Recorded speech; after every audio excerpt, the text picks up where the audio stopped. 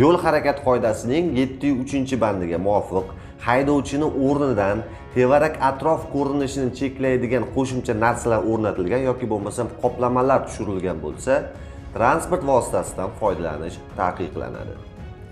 Assalomu alaykum. Siz bilan Bobur Ganiyev. Hozir men qoidamizda parda qo'yib kelyapman, shundaymi? Bu parda mumkin emas. Shunday.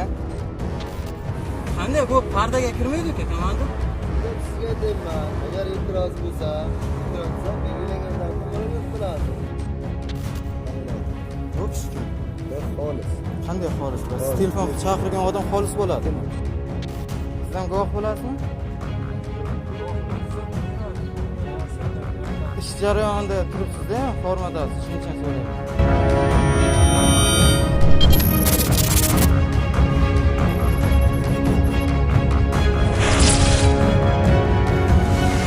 Shu narsa ham mumkin emas.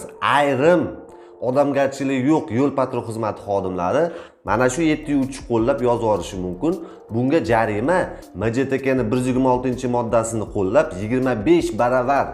Oddiy mana shu kichkinagina pardaga 25 baravar, 6 milliondan ko'p to'lashingiz mumkin. O'shaning uchun lutchi bu narsani umuman qo'ymaylar. Lekin afsuski videodagi haydovchimizga 7.3 bilan chora ko'rildi. Bu juda ham achinarli holat. Mana bunaqa kichkinagina pardaga ham 7.3 bilan 25 minimalka. Endi bunday vaziyatlarda ozgincha odamgarchilik qilib, pardani joyida bartaraf qilib, yo'lingni davom et desa ham bo'lardi, lekin chora ko'rishga haqqi ham bor.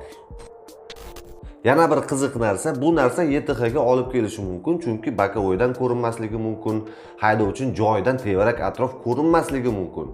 Videoda ko'rishimiz bo'yicha yo'l patrul xizmati xodimi u narsani bartaraf qilmasdan o'zi haydab ketyapti. Xavfsizlik kamarini taqmaganini gapirmasa ham bo'ladi.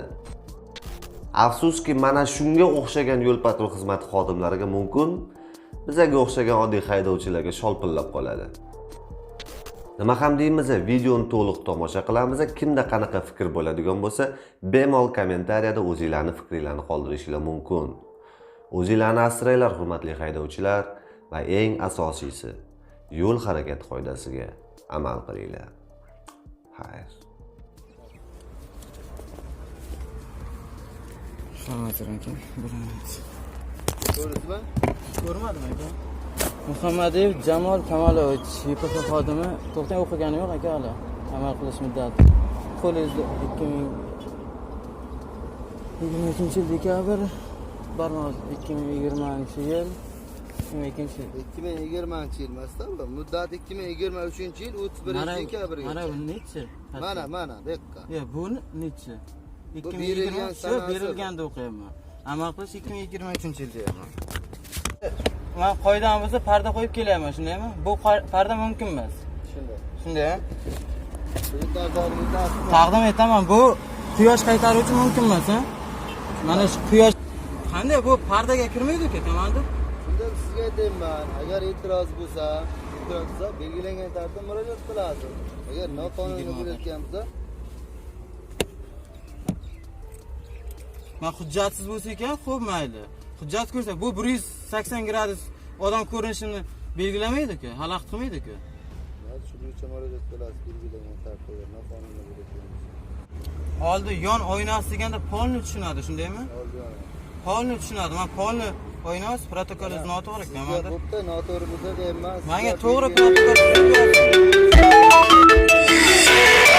Keling, avtomobil so'rasizmi? Jarimadan qo'yib qo'yamiz. Keling. Avtomobilga majbur emasmi, komandir? Siz keling. Belgilangan tartibda murojaat. Haydanga mashina nosoz emas, o'zim haydab boraman. Bo'pti, men haydab boraman deyman. Tushuning, belgilangan tartibda mashinani ochishga haqqingiz yo'q sizda, komandir. Sizga yana aytayman, qonun talab bo'ysunasiz. Siz protokol to'g'ri tuzing, men dokumentlar berdim, qonunga bo'ysunib hamma hujjatlarimni berdim sizga. Bo'lmasa belgilangan tartibda avtomashinangiz maxsus evakuatsiya yordamida ortadi. Mashina nosoz bo'lsa evakuatsiya. Keling, o'zim haydab boraman. Tushuning. Sizga qanday haydashga huquq bera olaman? Davrnaz yo'q, sug'urta yo'q. Bor. Men o'zim shaxsiy mashinamni qanday sizga topshiraman? Men o'zim haydab Tushunmadim. haydashga topshirdim. Bilmadim.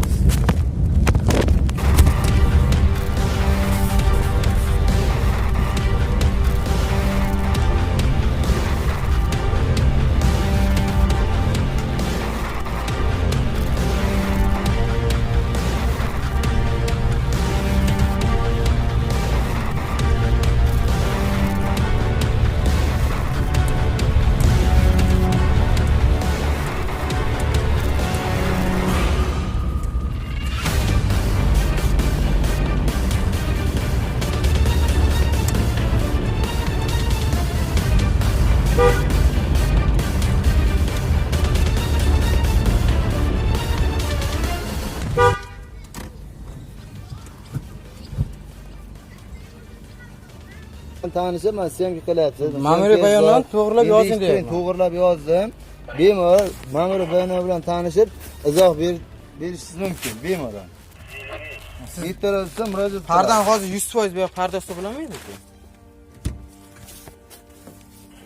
Siz o'zingiz tanishtirmaysiz. 975 ta qoidasini buzdingiz. To'xtatgandan o'zimizni tanishtirdim. Body kamera ishlaydi.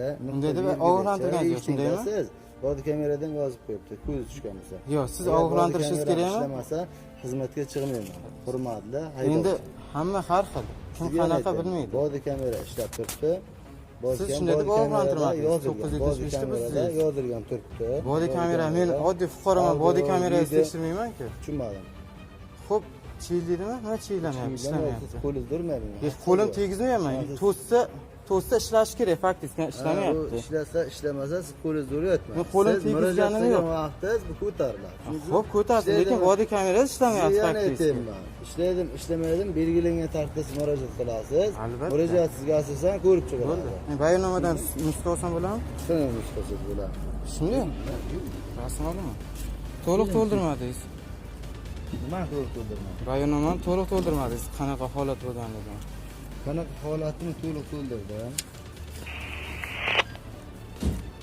Keyin qanday ayting? Bu kishi kim? Bir xolis. Qanday xolis bilasiz? Telefon chaqirgan odam xolis bo'ladi. Kimda? Kimda? Ratsiyadan chaqirdingiz-ku. Ratsiyasi yo'q bular beriladi. Litsenziya deb chaqirdingiz, litsenziya turibdi. Mana nomeri. Ismingiz kim? O'sha narsani Yo'lda ekan. Xolis guvohsiz, ha? Nimaga guvohlik qilasiz? Nima shunday? parda qo'yib kiygansiz, yonboshda kelib ko'rdi-ku. Siz e'tiroz bildirdingiz. O'zingiz yashaysiz, nima Yonboshiga parda qo'ymoqchimi? Qancha miqdorda? Kichkina. O'shani siz ko'rganligingiz haqida guvohlik berasiz. ko'rganman. Keyin ma'mur bilan tanish bosh tortib, shu bo'yicha. Men bosh tortganim yo'q, to'liq to'ldiring deb aytdim sizga. Mansur Ochlar. Salohiddin.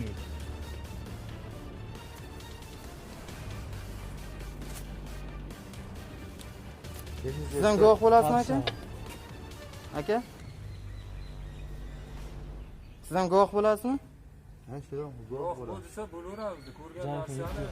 Ish jarayonida turibsiz-da, formadasiz, shuning uchun so'rayapman. Bu kishi ha shopir ekan. 747.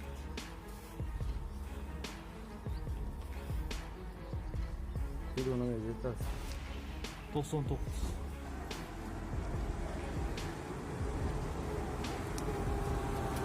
Men o'rgan, ma'mur bayonnoma tuzildi, haydovchiga. Haydovchi o'z 20 seriyali 70 447 sonli ma'muriy bayonnoma rasmiylashtirildi. Ma'muriy bayonnoma qoidabuzarlik bo'yicha.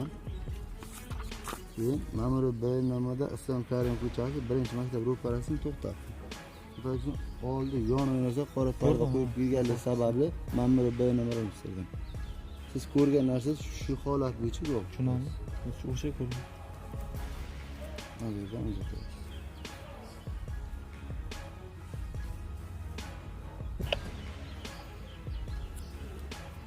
Ma'muriy bayonnoma bilan tanishib imzo chekasiz. Imzo chekaman, bayonnoma to'liq to'ldirilmagan. Bitta fikringiz Ikkinchi xodimdan guvoh qiling, ikkita xodim guvoh bo'lishi kerak. Ikkalasini ratsiya orqali chaqirdingiz. Ana chaqir. Sen chaqir. Kirib kelgan vaqtdan ko'rdik, bor narsani aytishgan bo'ladi. Bering, men yozaman. Hozir yozadi. Aytsa ikkita dedi, ikkita qo'yadi. Bo'ldi, ikkita qiling.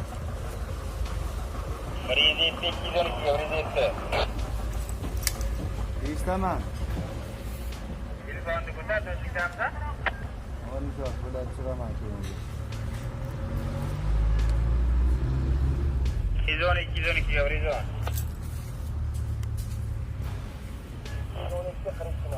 Keling.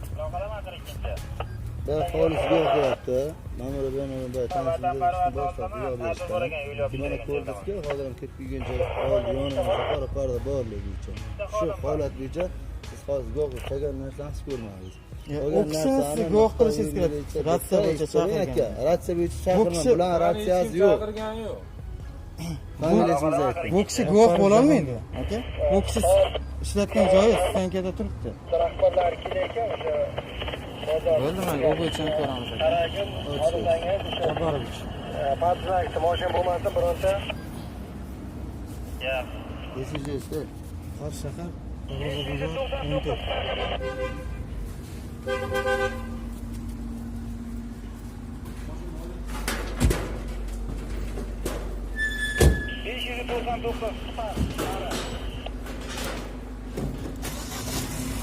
Keling. Faqat ikki muloqotni eshitganingiz uchun.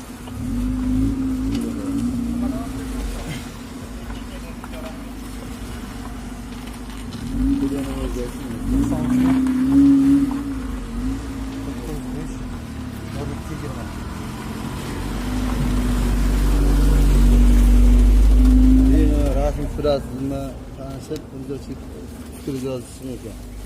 Bo'ldi. Bo'ldi, tamam. Havadan boshlayapsiz. Havadan